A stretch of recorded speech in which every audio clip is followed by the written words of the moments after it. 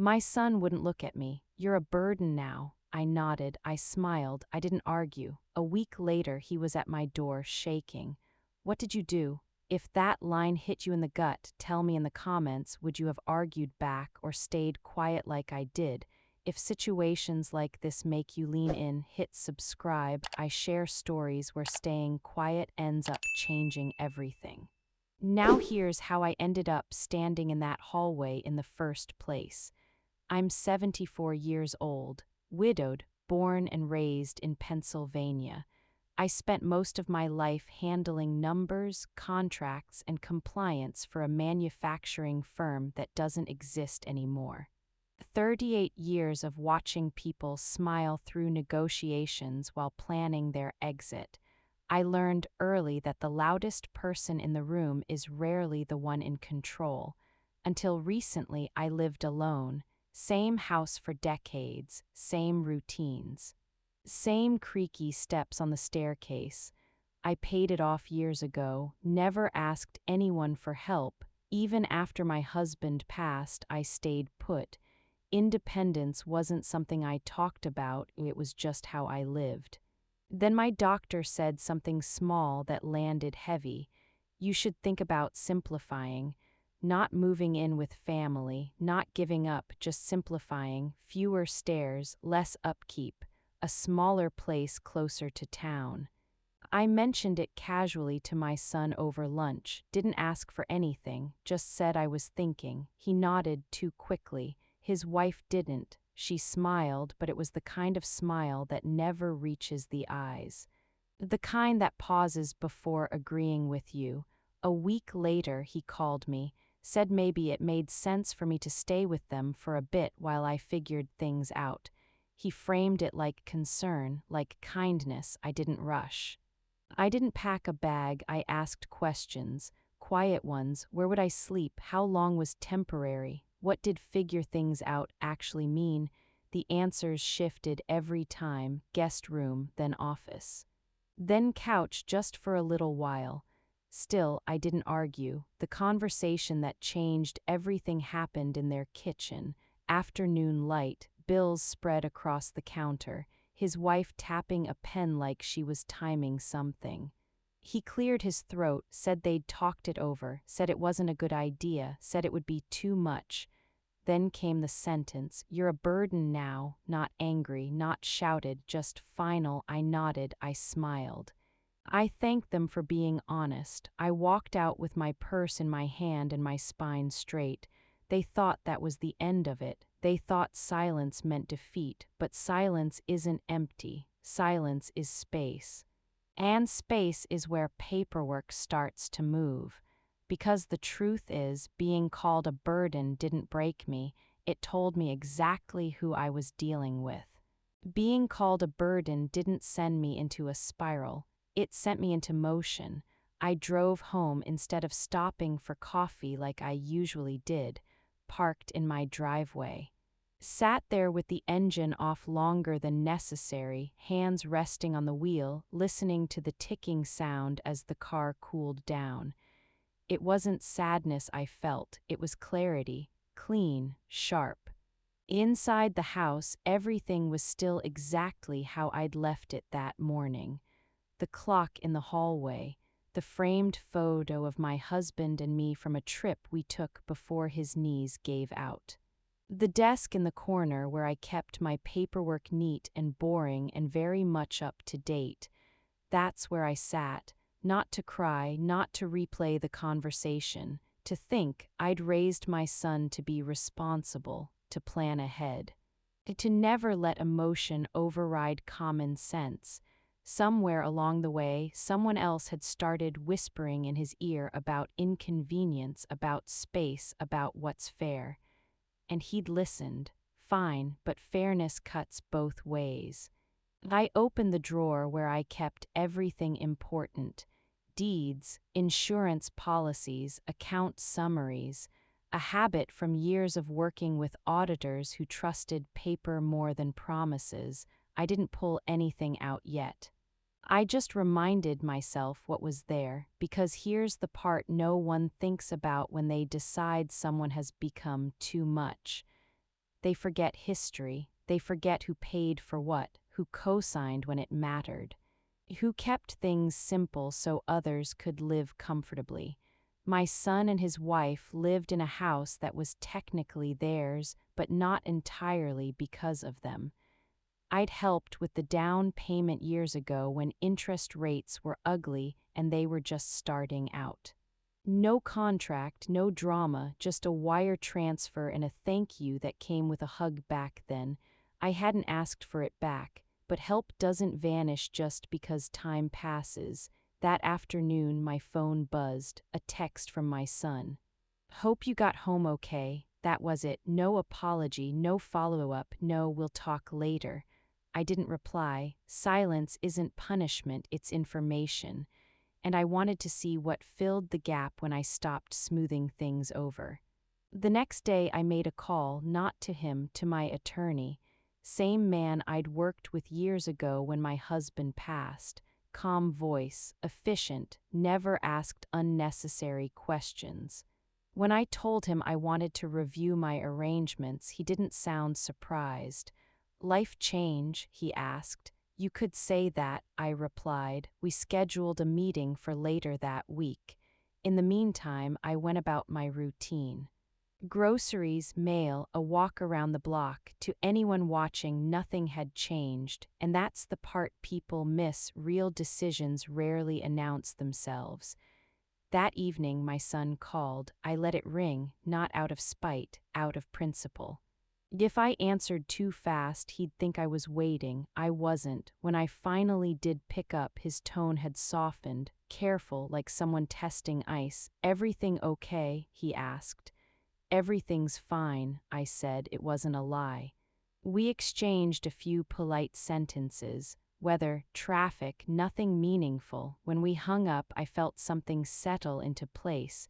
He thought the hard part was over. He thought saying no had closed the door. What he didn't realize was that I'd just stopped holding it open for him. And when you stop holding something up, gravity does the rest.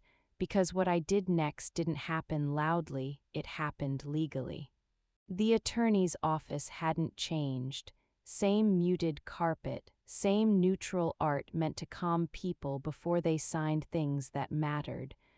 I sat across from him with my purse on my lap, posture straight, hands folded like I was there for a routine checkup.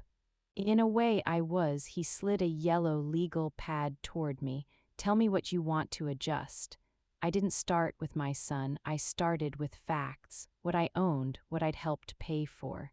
What was still in my name and what wasn't as clean as people assumed.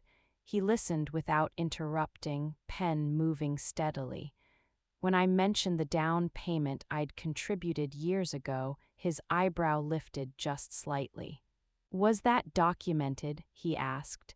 "No," I said, "but the transfer was." That was enough for him. We talked through scenarios, quiet ones, the kind people don't consider until they're forced to: estate language, contingencies, powers. Protections, not punishments, protections. When we were done, he leaned back. "You're being very measured about this," he said. "Most people come in angry." "I'm not angry," I replied. "I'm informed." He nodded like that answer made sense.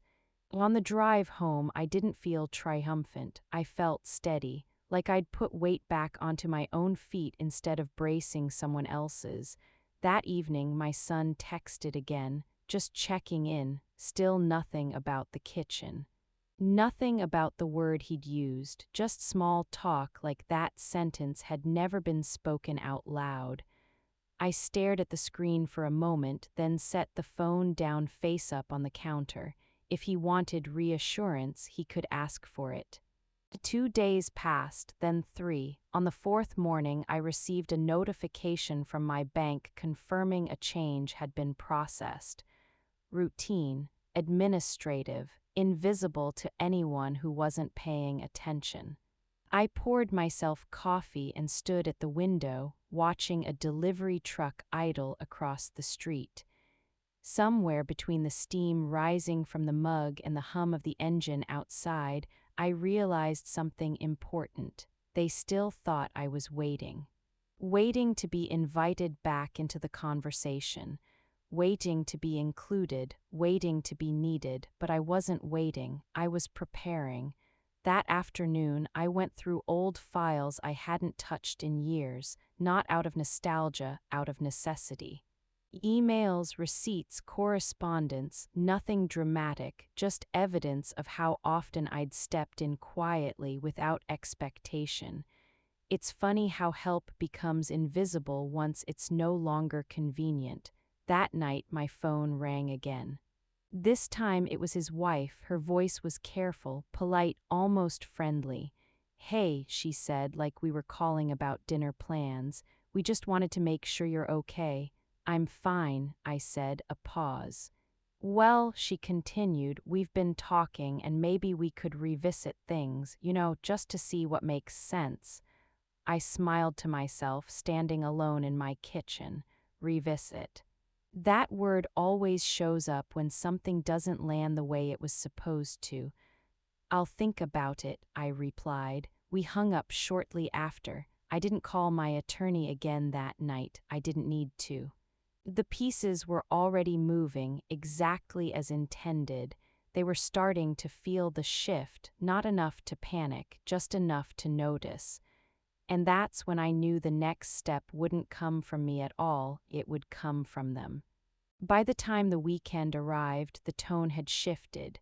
Not openly, not enough for anyone to admit it, but I could feel it in the pauses, the delayed replies, the careful phrasing, the way my son suddenly started asking questions that weren't really questions at all.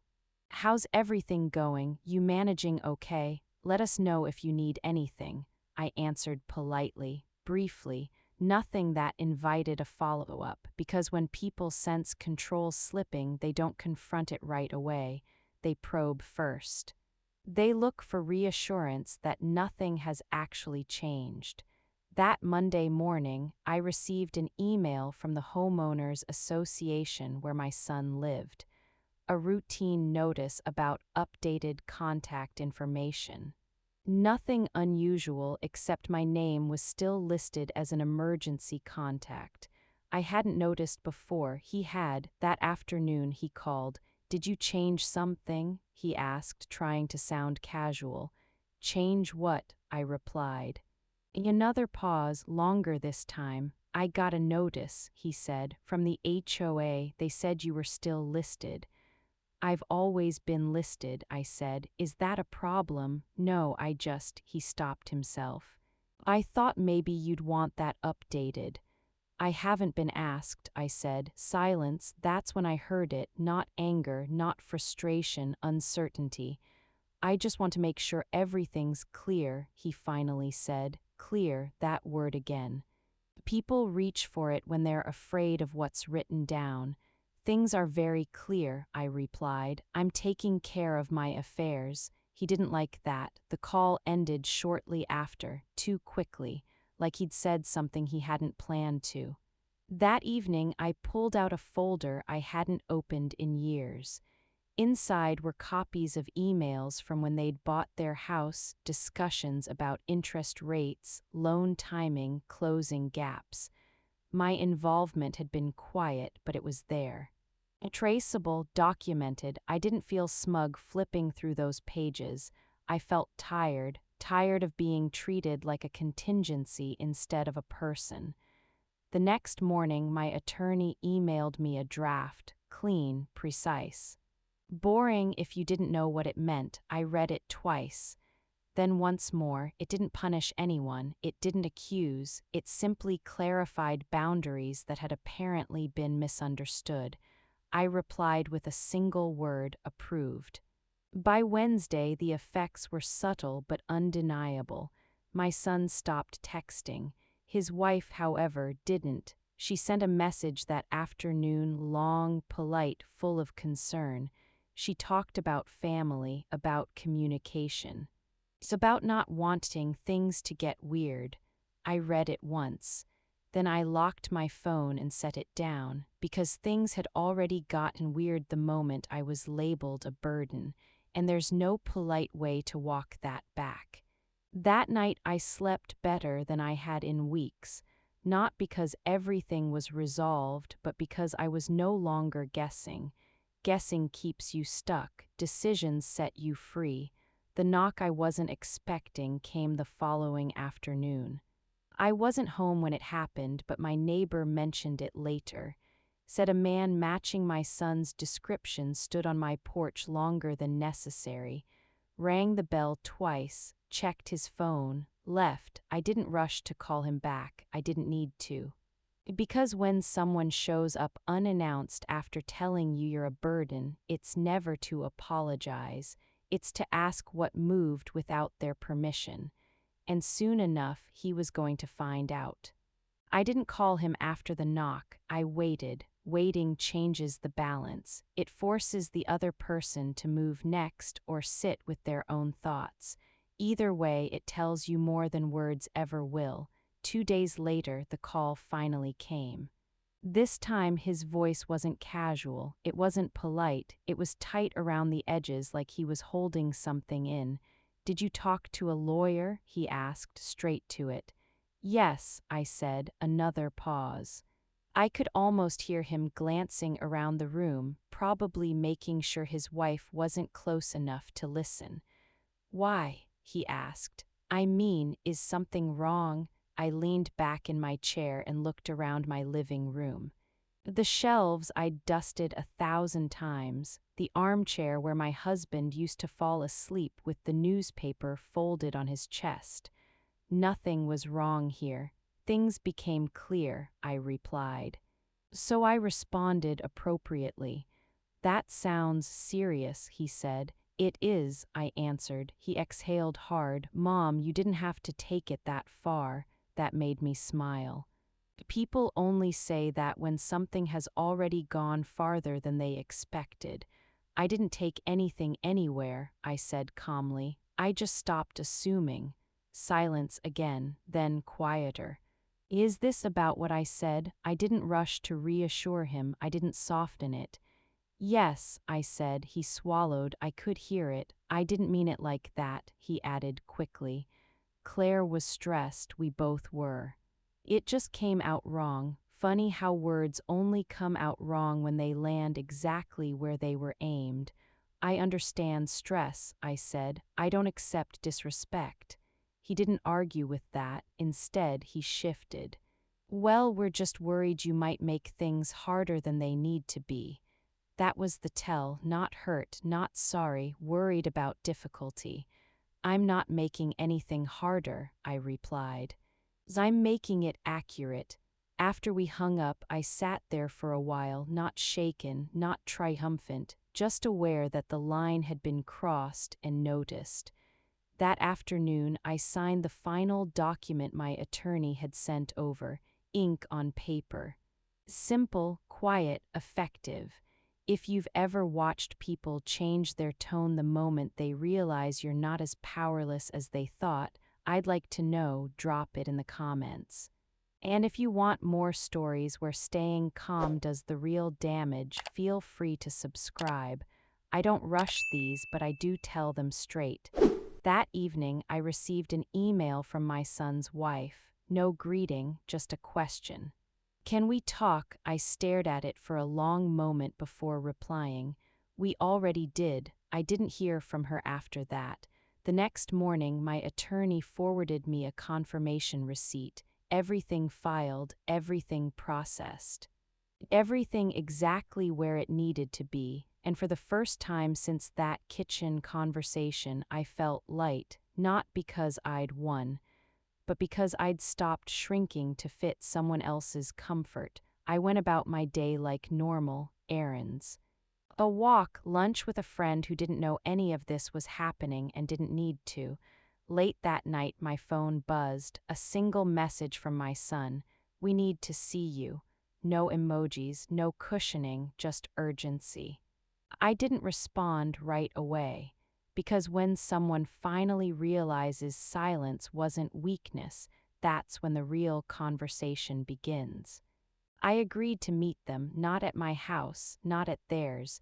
Neutral ground keeps emotions from spilling where they don't belong. We chose a small cafe halfway between us, the kind with chipped mugs and laminated menus. Familiar.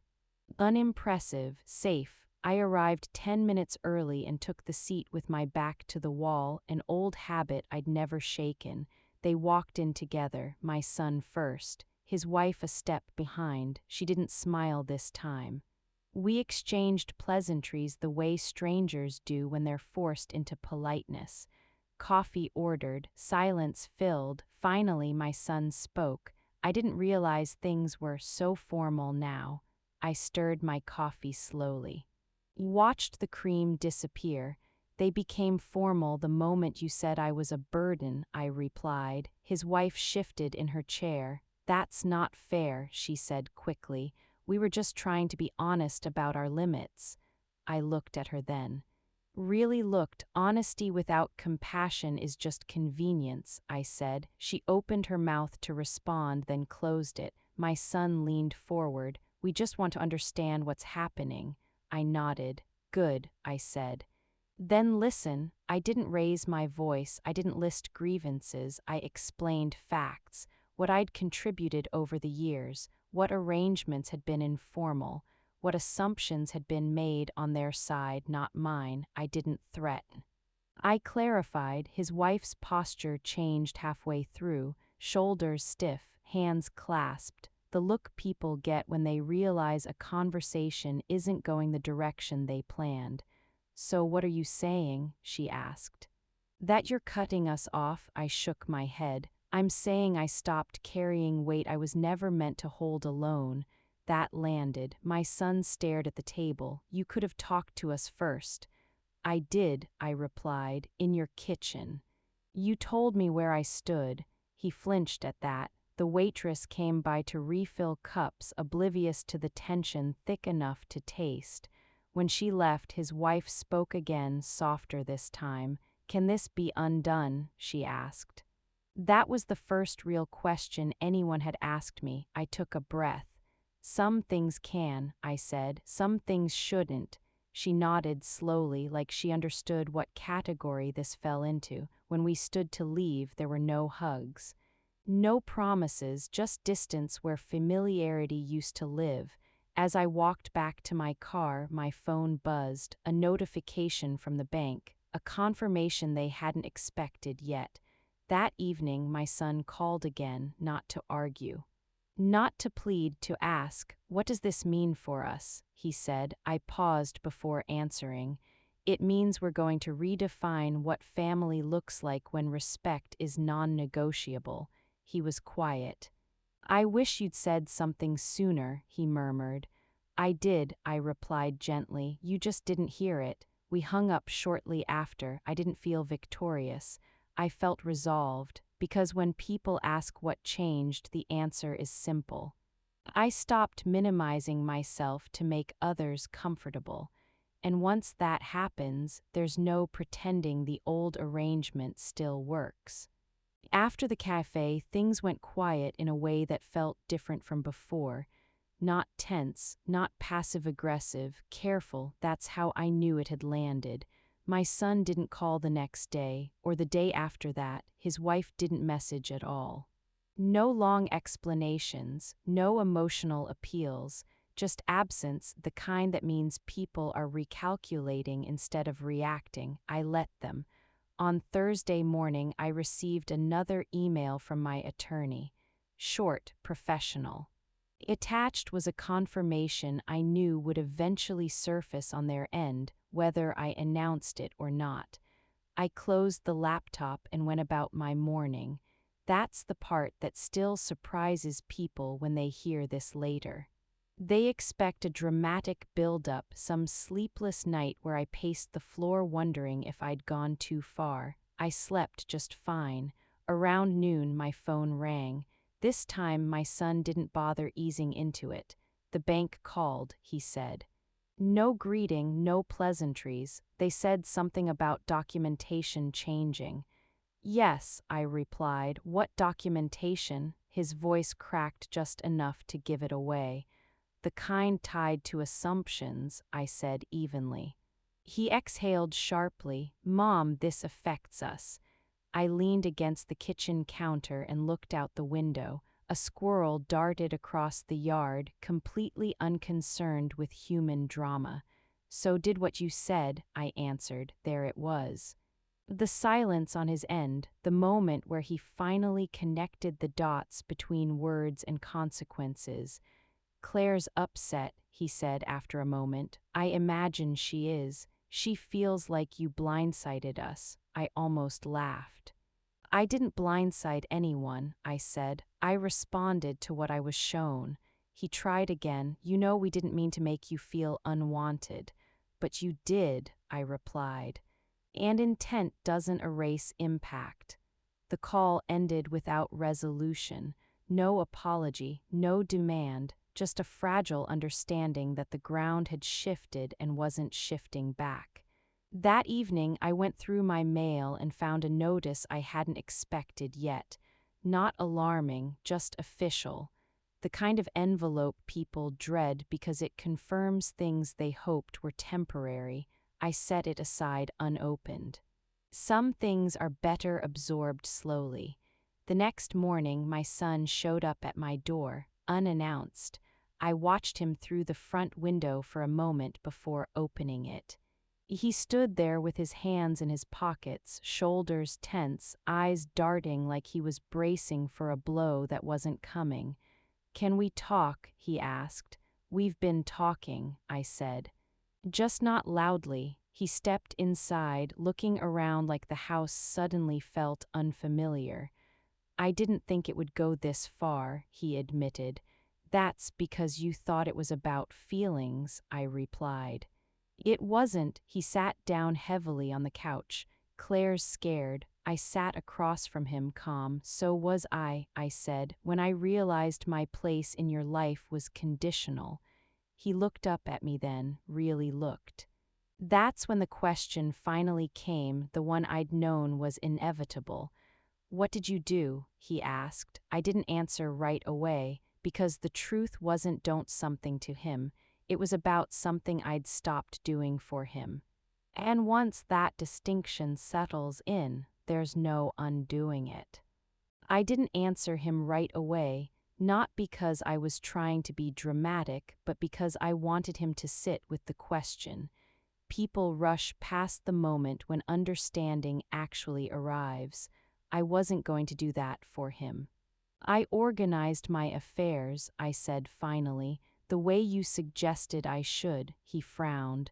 "That doesn't explain why the bank froze part of our account." "It explains it perfectly," I replied. He leaned forward, elbows on his knees now. "Mom, that money was just there. We planned around it." I nodded once. "That's the problem." His face shifted, confusion turning into something sharper. "You never said it came with conditions." "It didn't," I said, "until you gave me one." The room felt smaller then, like the walls were listening. He rubbed his forehead. "Claire thinks this is punishment." I shook my head. "No. Punishment would have been loud, emotional. This is structure." He let out a humorless laugh. "You always do this. You make things sound neat." "That's because I don't move until I'm sure," I replied. He stood and began pacing, the way he used to as a teenager when he couldn't talk his way out of trouble. "So what now? Are you just done with us?" I watched him walk back and forth across the rug I'd vacuumed that morning. "I'm done pretending," I said. He stopped. "Pretending what?" That being useful was the same thing as being wanted. That landed harder than I expected. His shoulders dropped slightly, like something heavy had finally been named. "I didn't mean it like that," he said quietly. "I know," I replied, "but that's how it worked." We stood there in the quiet that followed, no accusations, no raised voices. Just the reality of what had been said and what had already been done. After a moment, he asked, "Is there anything we can do?" It was the first time he'd asked without framing it around himself. "Yes," I said. "You can stop trying to reverse it." He looked up. "What do you mean?" I mean, this isn't leverage, I explained. It's a boundary, and boundaries don't exist to be negotiated every time someone feels uncomfortable. He swallowed. So that's it, for now, I said. He nodded slowly, like he was memorizing something he didn't like but knew he'd need to remember. At the door, he turned back. Claire's going to be furious. I gave a small smile. That's not new. After he left, I sat down in the quiet house and let myself breathe. Not relief, not triumph, just space. The kind you don't realize you've been missing until it finally shows up. Later that evening, my phone buzzed with a notification I'd been expecting. A formal notice, time-stamped, clean. Everything was now exactly where it belonged. And for the first time since that kitchen conversation weeks ago, I wasn't bracing for the next shoe to drop. Because it already had. What I didn't know yet was how fast word would spread once it did, and how desperate people become when they realize paperwork doesn't bend just because feelings do. The next few days were quieter than I expected, not peaceful, just watchful, the kind of quiet where people are waiting to see who blinks first. I didn't. I went about my routine like nothing was unfolding behind the scenes. Morning coffee, the same walk past the old oak tree at the corner, sorting mail at the kitchen table, but every now and then something small would confirm the shift had gone further than anyone admitted out loud. A delayed deposit. A missed call that didn't get returned, an email phrased a little too carefully. By Thursday, my son stopped pretending. He showed up again. This time he didn't knock. He stood on the porch, hands shaking, staring at the door like he wasn't sure he deserved to be on the other side of it. When I opened it, he didn't speak right away. "What did you do?" he asked finally, not angry, afraid. I stepped aside and let him in. We stood in the living room, the same one he'd grown up in, same couch, same shelves. Same framed photos he used to straighten as a kid when he thought no one was watching. "I finalized what should have been clear years ago," I said. His voice cracked. "They're saying we could lose the house." I tilted my head slightly. "Who's they?" He looked down. "Claire's lawyer." That answered more than he realized. I didn't raise my voice. I didn't defend myself.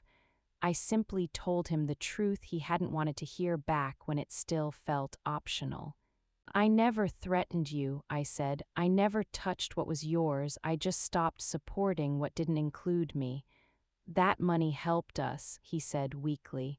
"Yes," I replied. "And respect would have helped me." He sat down hard, elbows on his knees, hands tangled in his hair. "She keeps saying you're doing this out of spite," he muttered. I sat across from him. "No," I said, "spite wants applause." This wanted permanence. He looked up at me then, eyes red. "I didn't think saying one sentence would do all this." "That's because you didn't think I'd stop absorbing it," I replied. Silence stretched between us. "Long enough for the truth to settle. I don't know how to fix this," he whispered. I leaned back. "You don't," I said gently. "You adjust to it." That was the moment something broke, not between us, but inside him. The belief that things could always be smoothed over if enough time passed. Some things don't smooth, they harden. When he stood to leave, he hesitated at the door. "Are you cutting us out completely?" he asked. I met his eyes. "I'm cutting out the part where my worth depends on convenience," I said. "The rest is up to you." He nodded slowly, like he was filing that away. After he left, I locked the door and leaned against it, not from weakness, from release. Because I finally understood something that took me decades to accept. Being needed feels good, being respected feels better. And the moment someone calls you a burden, they've already told you how they see you. The paperwork didn't change my family, it revealed it, and in the quiet that followed, I knew the story wasn't quite finished yet, but the power struggle was. All that remained was deciding what kind of relationship, if any, would exist once the dust settled. The knock came just after sunset, not loud, not confident, 3 short taps, a pause, then 2 more, like whoever stood on the other side wasn't sure they still belonged there. I didn't rush to the door, I finished rinsing my mug. Set it upside down on the towel, wiped my hands slowly. Silence has weight when you let it sit. When I opened the door, my son was standing there alone, no jacket, no phone in his hand. His shoulders were hunched like he'd shrunk an inch since the last time I saw him. He didn't meet my eyes right away. He stared at the floorboards like they might explain things for him. "Mom," he said finally. His voice cracked on the word. "What did you do?" I stepped aside and let him come in. The house looked different without boxes stacked by the walls. Cleaner, quieter, mine again, he noticed. People always do when they realize a place has stopped waiting for them. He stood in the living room and turned slowly, like someone in a museum after closing hours. "You filed something," he said, not a question this time. "The bank called, the lawyer called, her parents called." I nodded once. "I didn't argue," I said calmly. "I didn't need to." He dropped onto the edge of the chair across from me, rubbing his hands together. "They said the trust changed. That the house, the accounts, the medical directives, they were already mine," I said. "I just made sure they stayed that way." His jaw tightened. "You were supposed to move in with us." "No," I said. "I was supposed to disappear quietly." That one landed. He looked up then, really looked, and for the first time I saw something besides frustration in his face. Fear, real fear, the kind that shows up when consequences finally have an address. "She says you blindsided us," he muttered, "that you embarrassed her." I smiled a little, not sharp, just tired. "She told me I was a burden," I said. I believed her, so I adjusted my load. The room went still. He swallowed. "If you just talked to me." "I did," I said. "You just weren't listening yet." We sat there for a long moment, no yelling, no accusations, just the sound of the clock on the wall, steady and unimpressed. Before he stood to leave, he told me what had really been happening. Credit cards maxed out, late mortgage notices, arguments that never ended, just paused, her parents furious, his job cutting hours. Nights where he slept in his car because going home felt worse than staying cold. He hadn't come to apologize, he'd come because everything else had already fallen apart. Finally, he stood. "I didn't think you had it in you," he said quietly. I met his eyes. "That's the problem, you thought I needed permission." He left not long after that, no slammed doors, no promises. Just a man walking out with the understanding that something had shifted and it wasn't shifting back. That night I slept better than I had in months. If this story hit close to home, I'd genuinely like to know how you would have handled it. Sometimes reading real reactions helps more than any advice ever could. And if you find yourself drawn to stories where quiet choices end up carrying the most weight, you might want to stay connected here. And if you're in the mood for another story where silence changed the outcome before anyone realized what was happening, there's one I shared recently that starts with a simple family moment and ends very differently than expected. I'll let you discover that one next, because sometimes the strongest move you can make is the one no one hears until it's already done.